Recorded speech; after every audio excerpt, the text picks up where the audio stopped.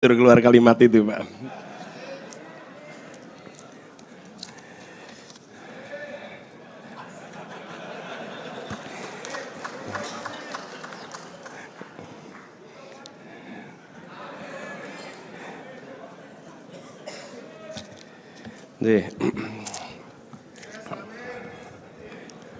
Yang saya hormati Ketua Umum LDI, Bapak Kiai Haji Kriswanto Santoso. Juga yang saya hormati pimpinan Dewan Penasehat DPP LDI, Bapak Kiai Haji Edi Suparto. Yang saya hormati para pimpinan semua, Bendum, Sekum, dan seluruh jajaran pimpinan, juga yang datang, yang saya pernah kunjungi ini, Pak Kiai Habib Ubaidillah yang saya hormati. Yang dari Jakarta juga ini Bang Bim Benyamin nih datang di sini sama-sama, terima kasih. Pak Diki dan begitu banyak tokoh-tokoh yang hadir bersama, para pimpinan. Kalau di sini apa, DPW atau DPD? DPW LDI se-Indonesia, DPP, DPW semuanya yang hadir, dan para tokoh-tokoh perempuan yang hadir bersama di sini, kita beri tepuk tangan untuk mereka. Prof Neti ini Ketua Himpaudi ada di situ, dan juga yang saya hormati, ini ada yang dibantu kita nih, Waude, mana Bu Waude di sini ada?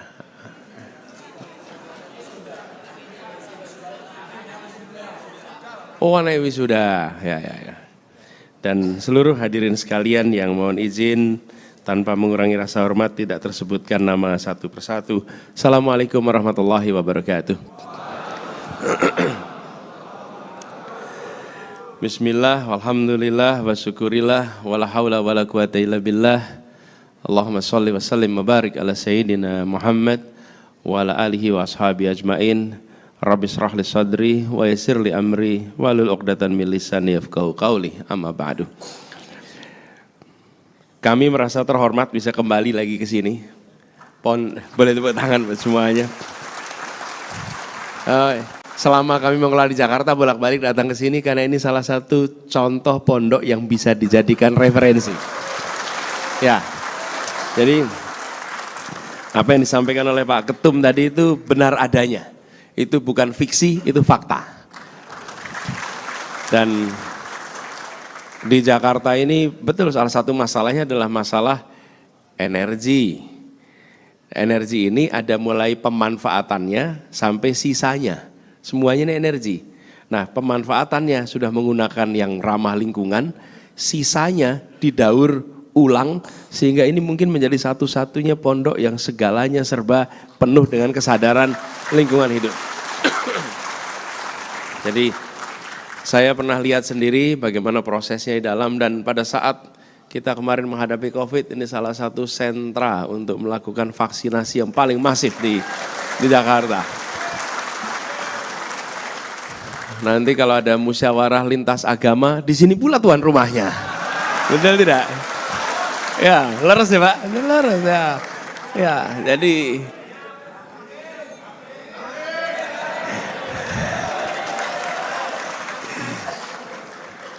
insya Allah nanti Minhajur Rasyidin ini makin maju nanti ya. Allah. Dan pagi ini saya datang ke pondok ini dapat kejutan.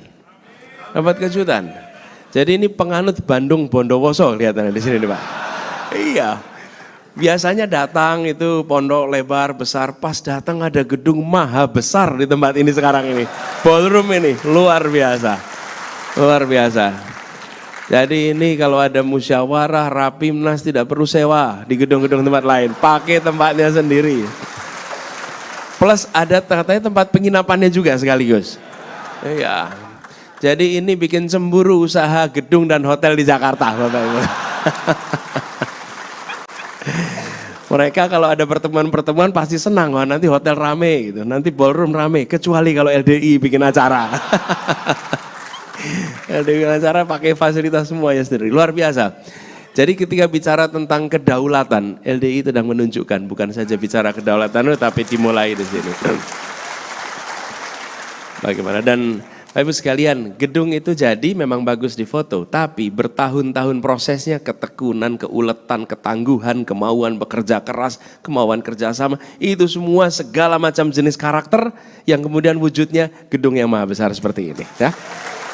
Nah, jadi saya sering kali kalau melihat sebuah karya, itu bukan soal karyanya, di balik itu ada ikhtiar yang luar biasa. Dan rombongan orang-orangnya ini ikhlas-ikhlas semua. Ikhlas-ikhlas semua. Nah itu lagi dimulai dari tadi diceritakan. Pondasinya apa? Akhlakul karimah. Ini pondasi-pondasi dari situ. Nah saya bicara ini akhlakul karimah. Jadi ketika kita berbicara tentang Indonesia ke depan dan lain-lain. Benar, nomor satu itulah soal manusia. Kuncinya manusia. Kita melakukan pembangunan itu untuk apa? Untuk manusianya tumbuh, maju, berkembang. Sebuah kota nih Bapak sekalian, disebut kotanya itu hidup atau mati, itu kalau ada apa Bapak Ibu? Itu dia. Kalau gedungnya semua ada, tapi nggak ada orang disebut apa? Mati. Jadi disebut hidup atau mati itu bukan karena gedung, tapi karena manusia, orangnya. Jadi inilah kata kunci. Jadi ketika tadi melihat judul itu, SDM Profesional Religius dalam Bingkai NKRI untuk Indonesia Emas 2045, rasanya LDI sudah on the right track. Ya, kita bicara ke sini nih.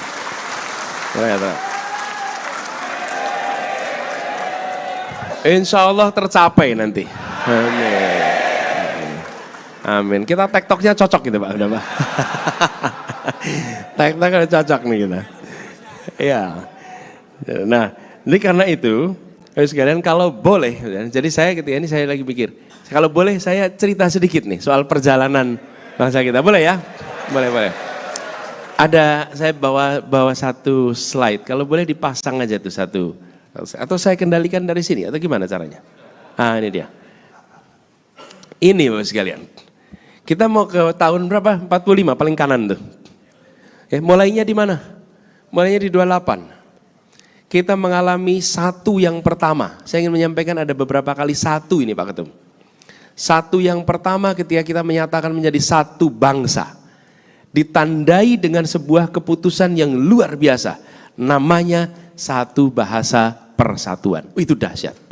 Cari di semua negeri di seluruh dunia yang bisa ketemu kesepakatan satu bahasa sebelum ada negara. Mboten enten Pak, namun Indonesia yang bisa itu. Betul. Nah ada Pak. Apa sih konsekuensinya satu bahasa begini? Rakernas seperti ini tidak perlu pakai penerjemah Bapak Ibu. Betul loh. Kita tuh sekarang menganggapnya enteng. Seakan-akan itu sekarang semua orang bisa bahasa Indonesia. Coba bayangkan tidak ada kesepakatan bahasa. Bapak Ibu datang ke parlemen India, di belakangnya berderet penerjemah. Parlemen. Kenapa? Karena ada anggota parlemen yang bicara bahasa daerahnya, ada yang bicara pakai bahasa Hindi, ada yang bicara pakai bahasa Inggris. Boleh semua.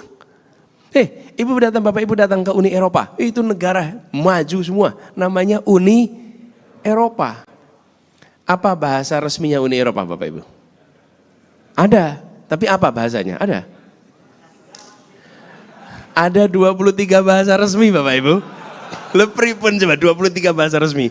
Itu artinya setiap kali bikin undang-undang diterjemahkan 23. Setiap kali pidato diterjemahkan 23. Bagaimana mungkin punya angkatan perang yang kuat kalau komandan semua pasukan pakai penerjemah Bapak Ibu? Iya. Tidak mungkin. Siap gerak 23 bahasa. Pak. Enggak selesai kita. Ini gambaran saja betapa jenius keputusan itu. Hari ini Bapak Ibu ketemu satu sama lain tidak merasa ada perbedaan karena bicaranya dalam satu bahasa. Dahsyat. Dahsyat sekali. Dan tempat yang saya dulu paling menikmati merasakan itu Pak, itu tempatnya tetangga sini Pak, namanya Taman Mini Pak. Dulu waktu anak-anak masih kecil-kecil saya sering ajak anak-anak itu ke Taman Mini, lihat-lihat. Itu paling unik apa? Kalau sudah berhenti di kafenya, kan ada warung-warung gitu Pak. Kak warung-warung, nah di situ di warung-warung itu uniknya luar biasa. Kami duduk, nanti ada rombongan-rombongan. Biasanya kalau di Taman Mini itu rombongan dari daerah. Ada dari Banten, ada nanti dari Banjar, ada nanti dari misalnya ya Gresik lah, ada Gresik gitu. Solo. Banyak rombongan-rombongan itu, apa yang terjadi? Masing-masing rombongan itu Bapak sekalian, di antara rombongan itu semuanya bercakap dalam bahasa daerahnya. Betul ya? Karena ada berbagai daerah, betul. Tapi begitu orang datang untuk pesan menu, semuanya ngomong dalam bahasa Indonesia. Itu luar biasa Bapak sekalian. Coba kita perhatikan. Dan tidak ada perasaan seperti kita ini beda, tidak. Kita terlalu lama berada dalam situasi itu sehingga kita tidak sadar itu adalah kemewahan luar biasa yang mempererat Republik ini, bangsa kita. Nih satu pertama. Lalu tahun 45 kita satu yang kedua jadi satu negara. 17 tahun kemudian jadi satu negara. Tapi masih namanya federasi. Kapan NKRI? Tahun 50. Jadi kalau hari ini bilang NKRI harga mati, itu mulainya bukan 45 Bapak Ibu. Mulainya kapan? 50. Bung Karno di dalam peringatan Hari Kemerdekaan 17 Agustus tahun 50 mengatakan ini proklamasi yang kedua.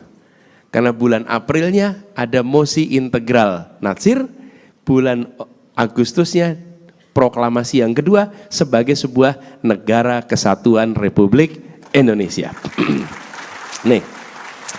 Tapi kita baru satu tanah, belum satu air. Kan tanah air tuh. Airnya masih milik internasional. Baru deklarasi Juanda tahun 57 menyatakan bahwa air Indonesia di luar batas itu menjadi satu kesatuan. Tapi pertarungan internasionalnya lama. Ini kan bukan soal kita mendeklarasikan, ini kan soal dunia mengakui atau tidak, bukan? Baru diakui 25 tahun kemudian. Dan yang berjuang di sini namanya Mokhtar Kusuma Atmaja yang memperjuangkan ini sampai berhasil. Nah, sebaiknya jangan dihilangkan dulu ya. Jadi kita sudah sampai kepada fase satu tanah. Jadi Bapak sekalian dibayangkan, satu bangsa, satu negara, satu NKRI, satu. Nah, 2045 bagaimana? Kita ingin 2045 satu kemakmuran. Nih, karena jangan sampai makmurnya beda-beda.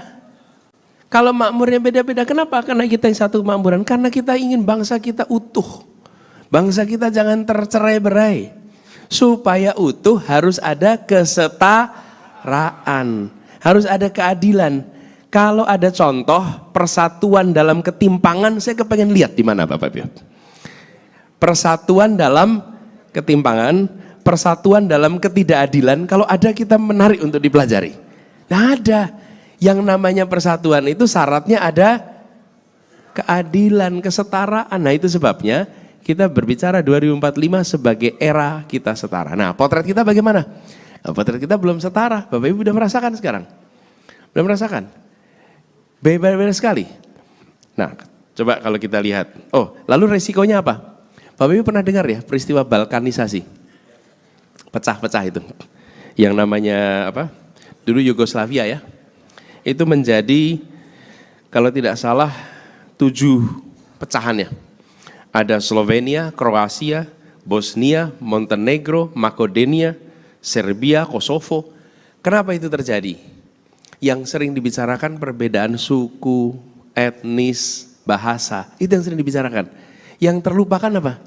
Ketimpangan kesejahteraan yang luar biasa antar wilayah itu. Nah kadang-kadang kita nggak membicarakan itu. Ketimpangan ekonomi, ketimpangan kesejahteraan itu meluas terus. Nanti kemudian ujungnya, pemicunya suku, etnis, bahasa. Itu pemicu di ujung. Tapi yang terjadi sebelumnya adalah disparitas kesejahteraan. Kalau ini kita tidak bereskan, nih misalnya saya ngecek datanya. Dari prosentase pendapatan nasional di Yugoslavia, yang namanya Kosovo itu 50%-nya dari rata-rata nasional. Tapi yang namanya Slovenia itu 175%. Jomplang sekalian. Kemudian pengangguran.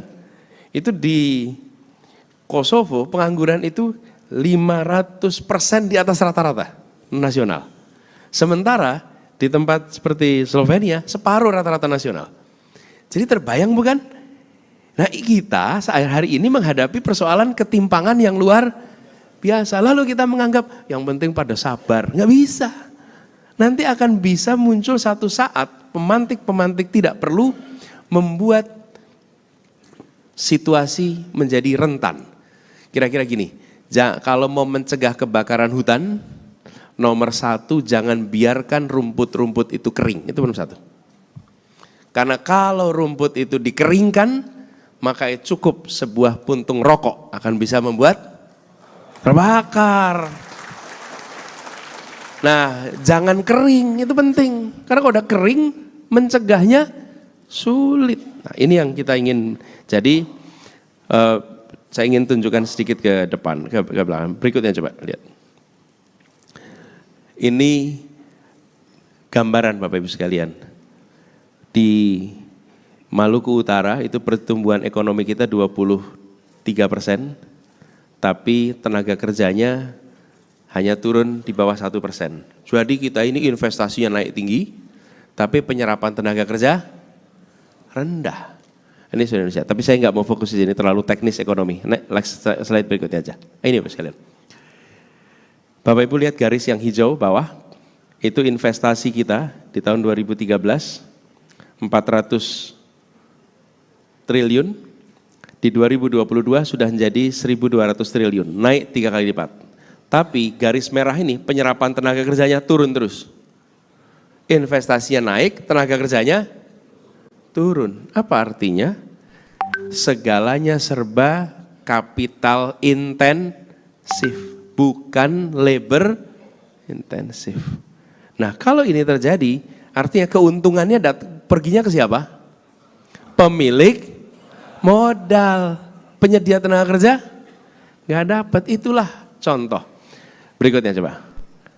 Yang saya mau tunjukkan yang ini sebetulnya. Next. Ya ini dia, ini yang saya mau masukkan. Ini yang ingin saya Bapak Ibu sekalian minta dibantu nih kerja sama-sama nih. Apa? Bapak Ibu, terlihat tidak gambaran paling sederhana di sini? Yang putih itu Jawa dan Sumatera, yang kuning Sulawesi, Kalimantan, Papua, Nusa Tenggara, Maluku. Ini adalah indeks pembangunan manusia. Lihat angka paling kiri bawah Bapak Ibu. Di Sumatera dan Jawa, angkanya 69 tahun 2013. 2013 berapa? 69. Sekarang lihat di ujung paling kanan, 69 di kawasan timur itu tahun 2022. Artinya telatnya berapa? 1 dekade. 1 dekade.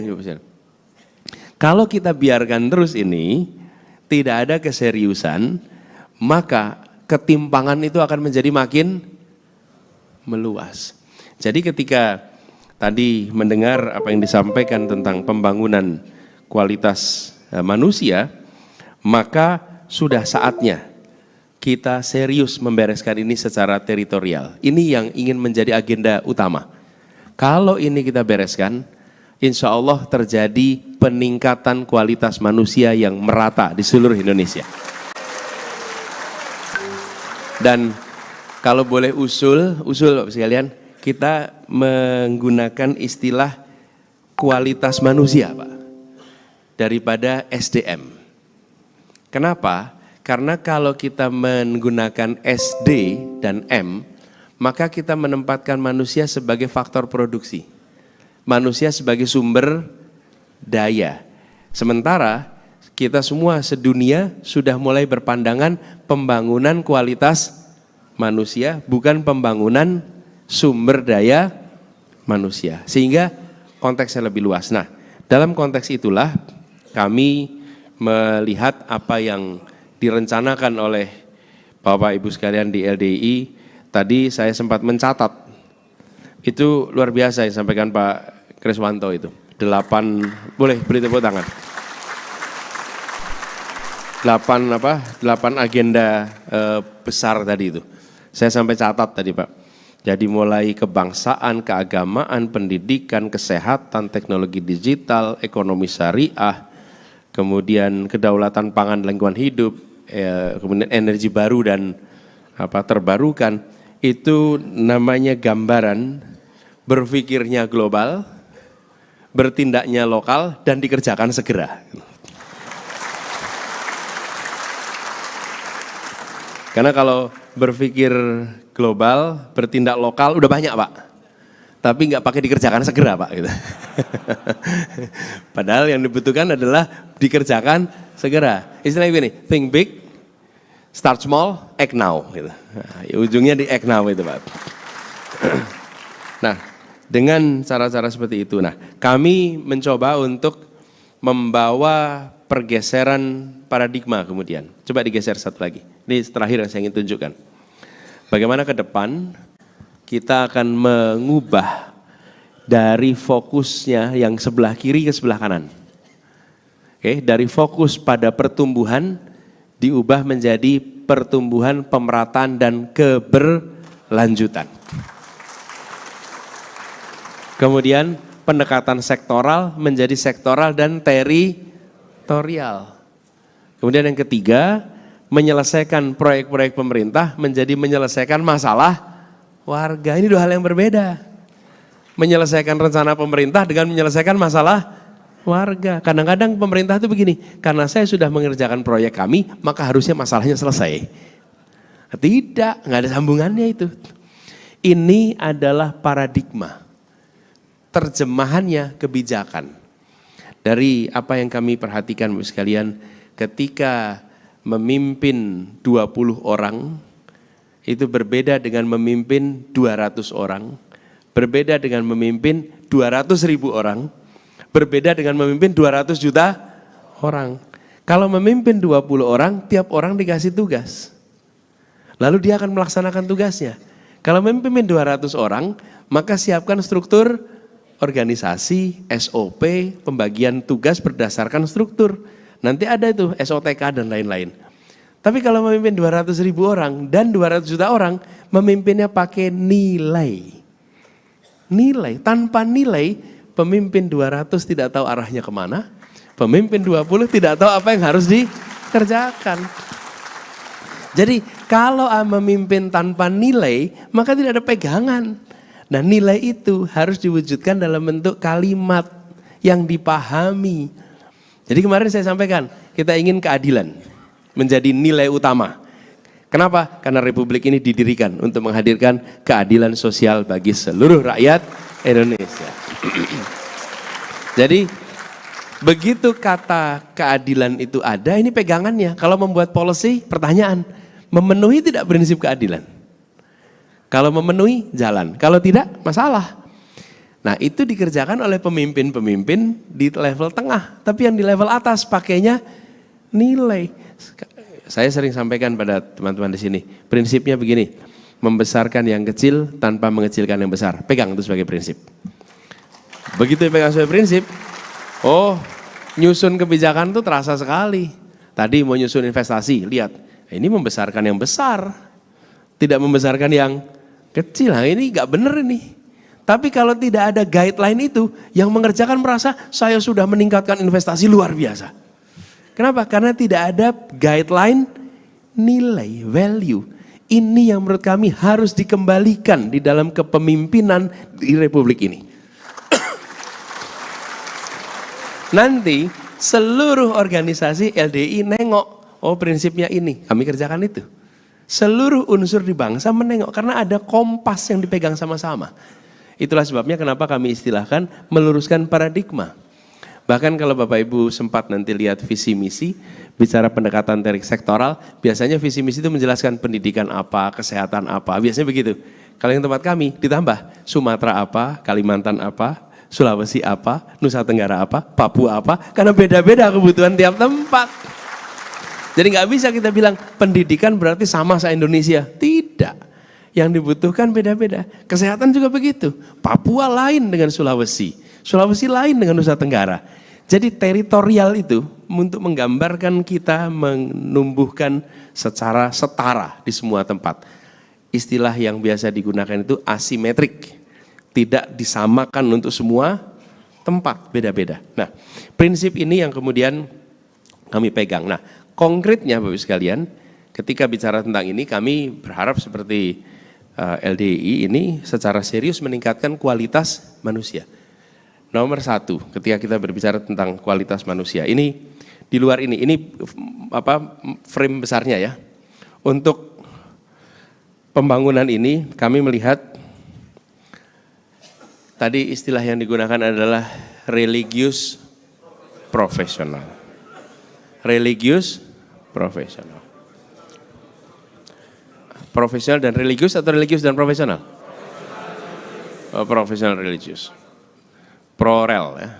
Profesional religius. LDI sudah memiliki deretan pengalaman dan terbukti terkait dengan basis religiusnya. Dan profesional, boleh tepuk tangan. Tapi juga terkait dengan profesional kita sudah menyaksikan juga pengelolaan-pengelolaan yang rapi, yang tertib. Betul ya Pak ya? Nah, memang ini harus dikembalikan Pak. Rapi, tertib. Nah, kami ingin dorong untuk berbagi ke depan. Bagaimana di abad 21 nanti? Nomor satu, kalau kita lihat Pak, dari berbagai kajian, dari berbagai proyeksi tentang kebutuhan kualitas manusia abad 21, nomor satu adalah akhlak. Ini nomor satu. Unsur kalau biasa kita sebut dalam pendidikan di sini namanya pendidikan karakter, akhlak ini nomor satu. Dan inilah sebenarnya pesan kita, bukan? Kita ini nomor satu adalah akhlak. Yang kedua, baru kita bicara tentang kompetensi. Yang ketiga, baru bicara tentang skill. Tapi pondasinya akhlak. Nah, pondasi akhlak ini dibuat menjadi dua unsur. Kalau kita biasa sebut karakter atau moral. Karakter moral dan karakter kinerja. Nah, karakter moral ini yang kita pahami dan kita kembangkan selama ini di pondok, di rumah tangga. Karakter moral menjadi pribadi yang alim, menuntut ilmu, pribadi yang tawadhu, pribadi yang bertakwa, beriman. Inilah karakter moral. Jujur, ya jujur, amanah, sidik, fatonah gitu ini kan situ semuanya ada, tabligh gitu kan itu situ semuanya. Amin, gitu. Nah ini karakter moral. Tapi jangan lupa karakter kinerja.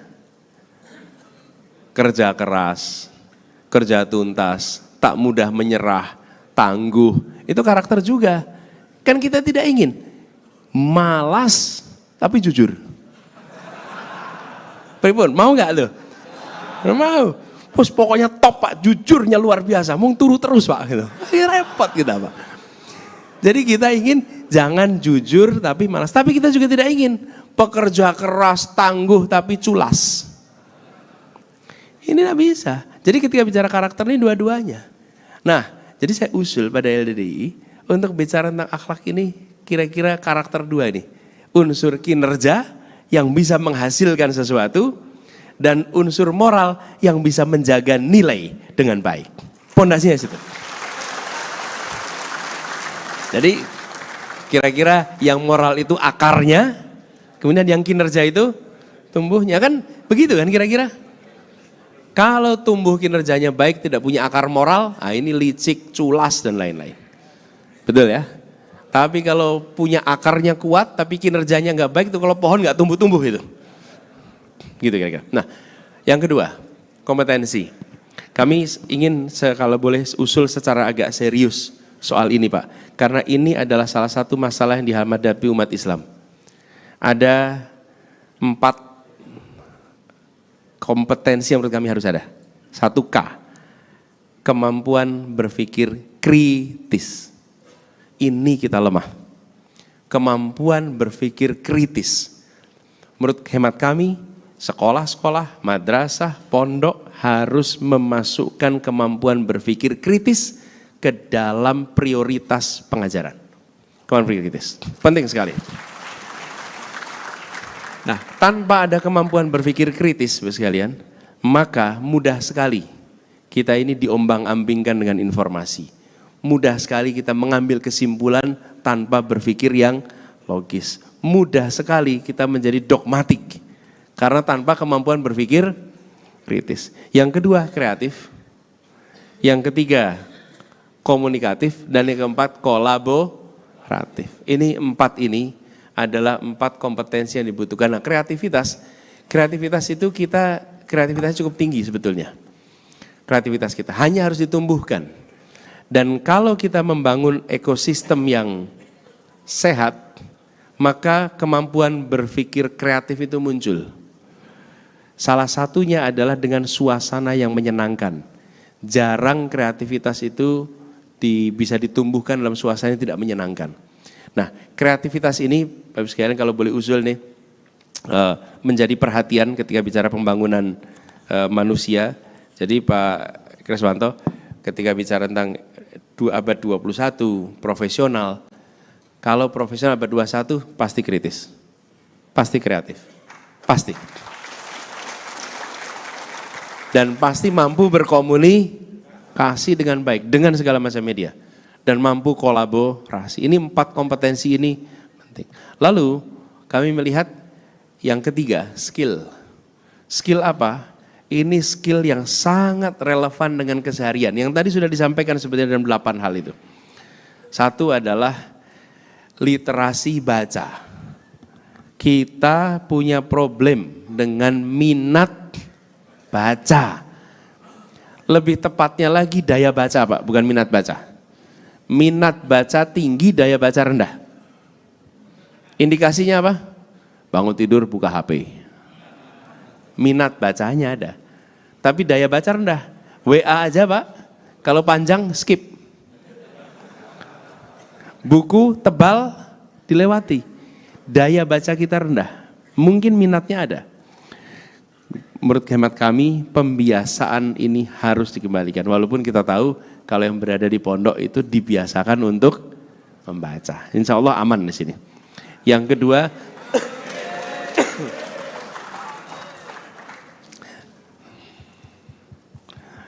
adalah literasi angka, literasi sains, literasi informasi, teknologi komunikasi, literasi keuangan, dan literasi kewarganegaraan. Nah, kami usul ketika bicara tentang SDM ke depan, mohon 3 ini jadi perhatian di dalam garis besar itu. Nah, kalau itu bisa dilakukan dengan jaringan yang ada di seluruh Indonesia, maka LDII ikut menyumbang jalan keluar atas ketimpangan kualitas manusia. Kembalikan ke slide sebelumnya. Kembalikan ke slide sebelumnya. Nah, enggak, ke slide sebelumnya. Slide sebelumnya. Nah, dia. Kita ini ingin menyelesaikan ini. Dan kami butuh ini tidak bisa dikerjakan hanya oleh negara. Dikerjakan oleh semua. Bila ini bisa dikerjakan, maka ini menyumbang atas penyelesaian ini. Dan kalau ini terjadi, insya Allah terjadi pemerataan. Kalau ada pemerataan, insya Allah terjadi keutuhan. Ada keutuhan, Indonesia tetap satu sampai 2045. Nah. Jadi itu yang kami pandang sebagai kata kunci. Nah, untuk itu semua, tadi kalau diistilahkan oleh Pak Kriswanto, tepat sekali. Beliau menggunakan terminologi yang sangat akurat. Beliau tidak menggunakan istilah kekuasaan, beliau menggunakan istilah otoritas. Otoritas. Itu hanya orang yang reflektif membaca yang bisa membedakan itu secara serius, Pak. Karena biasanya kita cenderung mengatakan pemegang kekuasaan. Sebetulnya yang ada adalah pemegang kewenangan, bukan pemegang kekuasaan. Nah, pemegang otoritas ini itu akan berganti di 2024 besok. Akan berganti. Nah, yang menentukan siapa pemegangnya, yang menentukan Bapak Ibu sekalian, gitu kan? Betul nggak? Nah, kalau ini mau dilaksanakan, ya amanahnya harus diaminkan ya amanah.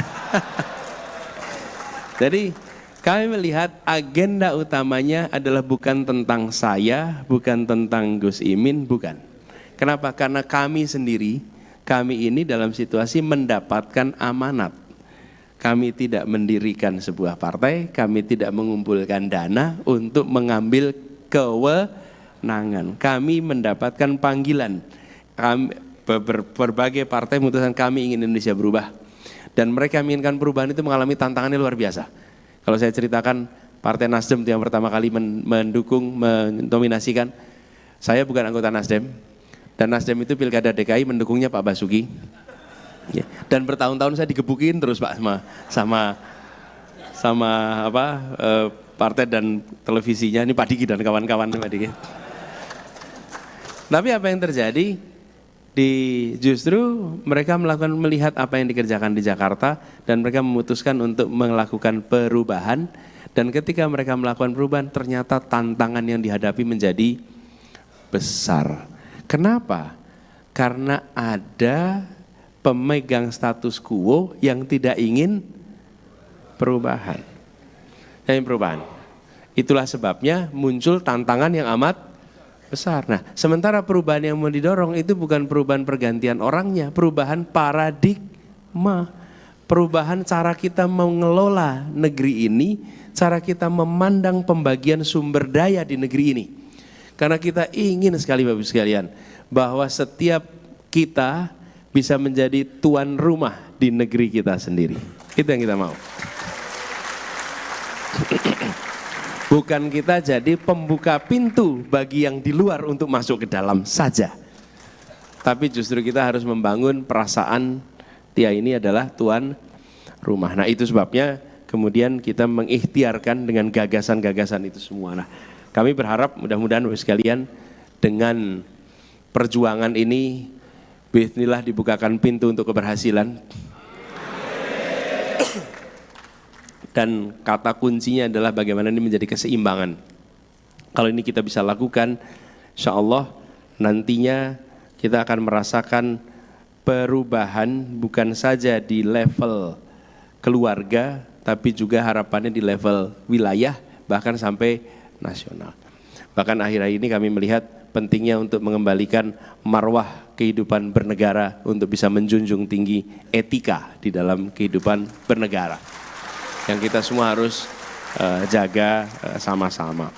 Ini PR yang tidak kecil, tapi untuk LDI yang banyak konsentrasi pada pengembangan kualitas manusia, titip pada kompetensi abad 21.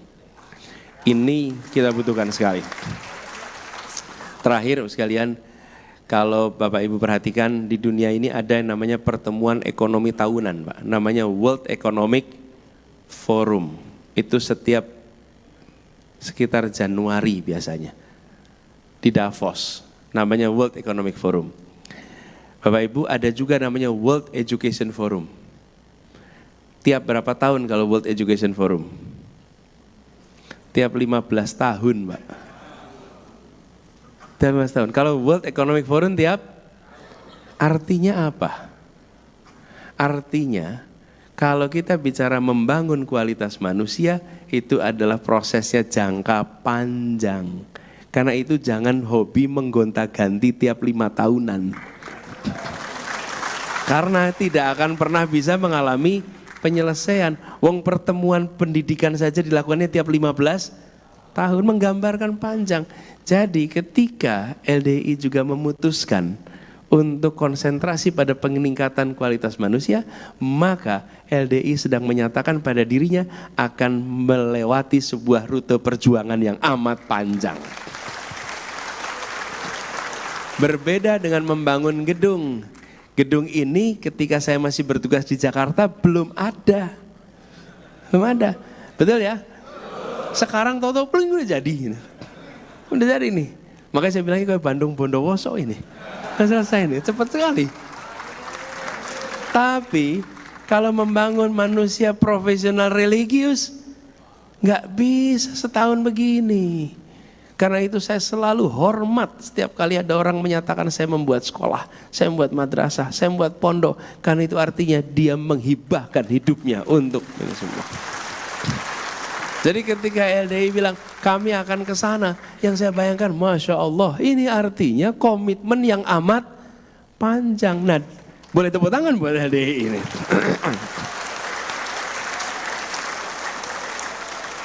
Tapi hanya organisasi, hanya bangsa yang berpikirnya besar panjang, berani mengambil perjuangan yang lama. Ya, hanya yang berpikir begitu. Bapak Ibu sekalian, saya juga belum pernah, tapi saya dengar ceritanya. Tembok besar Cina, Bapak Ibu. Tembok besar Cina. Kalau ke Borobudur pernah, Bapak Ibu? Borobudur dibangun berapa tahun?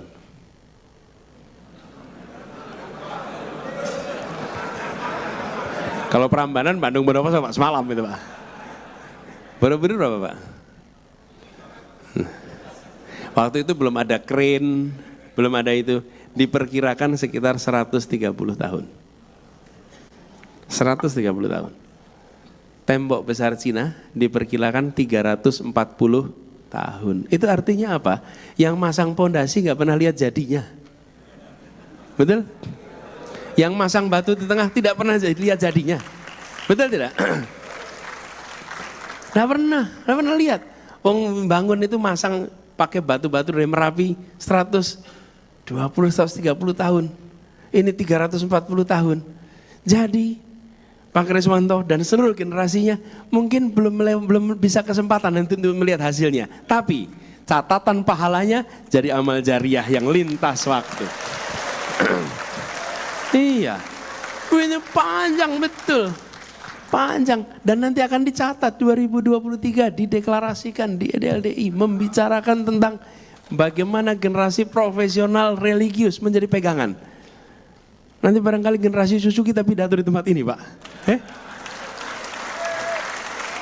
Kemudian bercerita, Masya Allah 40 tahun yang lalu dibuat langkah begini-begini dan hari ini kita mensyukuri orang tua kita yang memilih rute perjuangan ini.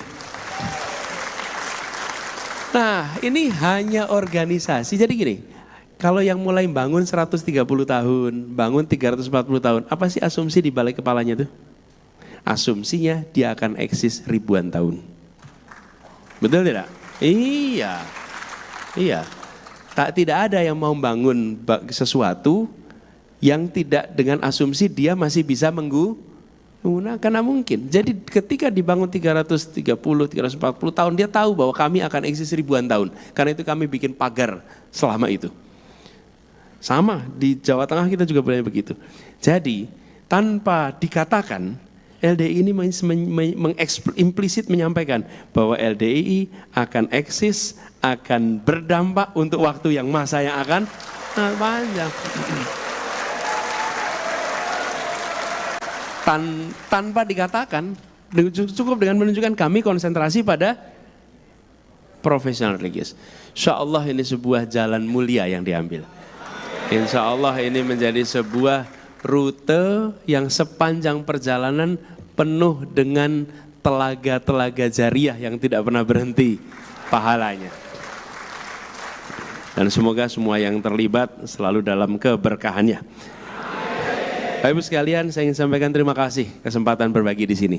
Insya Allah yang diikhtiarkan tercapai. Amin. Insya Allah Indonesianya bisa berubah. Amin. Insya Allah amin diaminkan. Amin. Itu saja barangkali dari kami, kurang lebih mohon dimaafkan. Assalamualaikum warahmatullahi wabarakatuh.